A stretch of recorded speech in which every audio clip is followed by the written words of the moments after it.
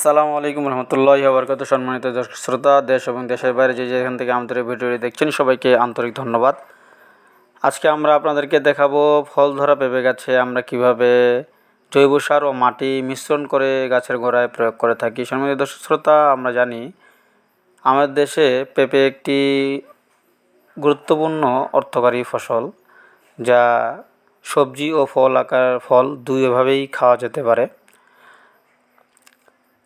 আমাদের পেঁপে গাছগুলোতে এখন সুন্দরভাবে পেঁপে হয়েছে মাশাআল্লাহ, এবং গাছগুলো সুন্দর সুস্বাস্থ্যর অধিকারী। এই সময় গাছকে সঠিকভাবে জৈব সার ও মাটি না দিলে ফলন কমে যেতে পারে, এমনকি গাছ দুর্বল হয়ে যেতে পারে, পাতা হলুদ হয়ে যেতে পারে এবং ফলগুলো ছোট ছোট হয়ে ঝরে যেতে পারে। তাই গাছের এই সময়ে পরিচর্যা খুবই গুরুত্বপূর্ণ একটি বিষয়।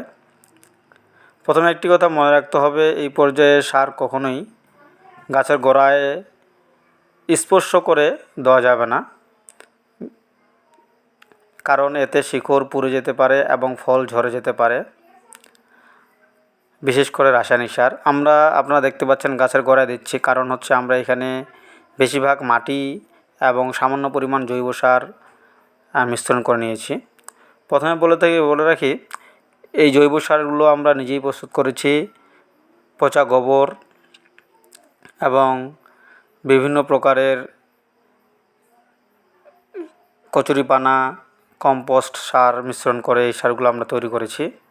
আলহামদুলিল্লাহ, সারগুলো আমাদের খুব কাজে দিচ্ছে, যার ফলে আমরা খুব একটা বেশি রাসায়নিক সার ব্যবহার করতে হচ্ছে না আমাদেরকে। সম্মানিত দর্শক শ্রোতা, আপনারা জানেন আমরা আপনাদেরকে পর্যায়ক্রমে আমাদের এই গাছগুলোর নিয়মিত ভিডিও আপনাদেরকে দিয়ে থাকি।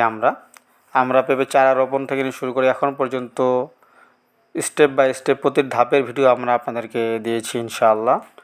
আমরা কীভাবে গর্ত করেছি, কীভাবে চারা রোপণ করেছি, কতদিন পর সার প্রয়োগ করি। আপনারা জানেন আমাদের সমন্বিত কৃষি খামার, আমাদের খামারের যে গরুগুলো রয়েছে, এই গরুগুলোর গোবর সারগুলো আমরা জৈব সার তৈরি করে এই সারগুলো আমরা আমাদের গাছগুলোতে দিয়ে থাকি ইনশাআল্লাহ। সম্মানিত দর্শক শ্রোতা, আপনারা জানেন আমরা আমাদের খামারের ভিডিওর পাশাপাশি উত্তরবঙ্গ তথা দিনাজপুরের বিভিন্ন গরু এবং ছাগলের খামারের তথ্য আপনাদেরকে দিয়ে থাকি ইনশাআল্লাহ, যাতে করে আপনারা বাজার সম্পর্কে সঠিক একটা ধারণা পেতে পারেন। আপনারা জানেন আমরা কোনো ব্যাপারীর কাছ থেকে বা কোনো খামারের কাছ থেকে অর্থের বিনিময়ে টাকার বিনিময়ে ভিডিও করি না। আমরা আপনাদেরকে তথ্য দেওয়ার জন্য ভিডিও করি, যাতে করে দর্শকরা সঠিক তথ্য পায়, প্রতারিত না হয়।